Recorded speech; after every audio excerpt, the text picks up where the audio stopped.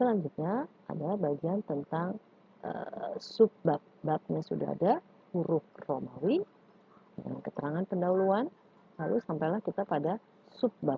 Subbab kalian rencanakan ada A, ada B, ada C, itu subbab. Ada D, E, ya, tergantung keinginan kalian. A, B, C, D, E, tergantung peraturannya yang sudah ditentukan ya. Lalu untuk yang A, titik, spasi, ini judul subbabnya kalian tentukan. Nah, untuk kalimat selanjutnya, ini enter. Nah, dia biasanya langsung lari ke A, ya kan? Ini tidak boleh. Dia harus maju. Majunya bagaimana? Antar ini. Yang segitiga atas di ruler itu. Ada di ruler, kalian harus perhatikan baik-baik. Ini kita antar sampai kedua lah. Sampai ke angka 2, lalu kalian mulai ngetik. Nah, ini. Langsung mulai ngetik. Misalnya begini. Saya bilang tidak cukup kan? Kalau tidak cukup, ini perhatikan.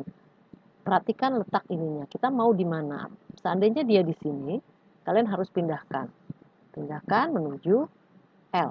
Jadi tidak boleh baris yang melengkapi baris pertama ini, baris-baris selanjutnya tidak boleh menutupi subbab A. Tidak boleh. Dia harus kosong. Oke? Dia hanya boleh di bawahnya L. Bawah L ini. Nanti kalian tentukan huruf apa ini ya, kalian yang menentukan ya. Lalu selanjutnya, paragraf selanjutnya, enter, otomatis dia akan menyesuaikan. Setelah itu yaitu, berarti namanya anak subbab A. Apa yang dilakukan setelah ada anak sub A ini? Yang dilakukan adalah tulisnya 1.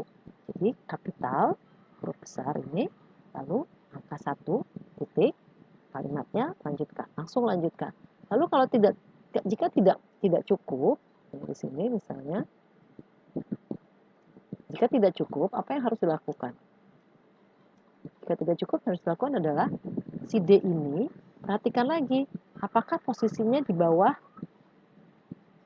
bukan yang ke bawah ya, yang ini, yang ke bawah ini nih, yang menuju ke atas, perhatikan posisinya di mana. Nah, jangan sampai tariknya jangan sampai dari segi persegi. Kalau persegi dia akan maju mundur semua. Nah, jadi ketika kita satunya sudah posisi sudah benar nih, kan? Satu sudah benar di sini, tapi yang baris selanjutnya lah yang tidak benar. Jadi bawalah yang segitiga menuju ke atas. Tentukan apakah dia di sini? Oh tidak, salah. Dia harus di bawah setelah titik ini. Ya, yaitu berarti dia punya anak lagi. Anaknya bagaimana? Anaknya adalah A. Huruf abjad ini, tapi huruf kecil. A, titik, spasi lagi. Bla bla bla bla bla bla bla. Lanjutkan, lanjutkan, lanjutkan. Nah, ini bagaimana buatnya sama? Perhatikan posisi ini. Ternyata si S dengan si J ini harus sama kan? Makanya dia berdekatan. Kalau posisinya ada di sini, di A sini, berarti salah. Inilah yang harus digeser. Nah, hati-hati ketika menggeser, kita nggak butuh menggeser yang ini, karena ini udah benar kan? Cukup yang segitiga saja. Nah, ini harus hati-hati. Kalau kelebihan bagaimana? Alt dipencet, ALT dipencet, geser sedikit ke kiri. Nah, ini udah sampai. Sudah, kata. Ya, setelah A, ketika udah bikin anak A, paling nggak dia ada B anaknya. Oh, ternyata si B beranak lagi. Jadilah 1 buka kurung. Ternyata 1 buka kurung nggak boleh sendirian, minimal ada 2 buka kurung. 2 tutup kurung, maaf, tutup kurung ya. Dia punya anak lagi, anaknya bernama A, tutup kurung. Malah, oke?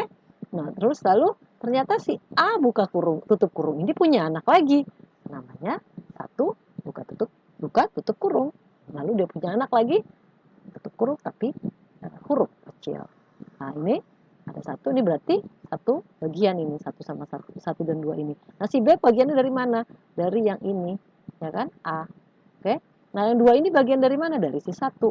Setelah ada B, boleh nggak pakai C? Boleh. Kalau nggak ada juga nggak apa-apa. Minimal anaknya itu 2. Ya. Makanya ini punya anak pertama 1, dan selanjutnya anak kedua. Dan dia punya anak 1, 2, A, B. Ketika nggak punya anak ya nggak apa-apa. Nah, bab ini punya anak. Ada bab A, ada subbab A, ada subbab B, subbab C, dan seterusnya. Oke? Jadi tolong perhatikan cara penomorannya. Voilà, merci.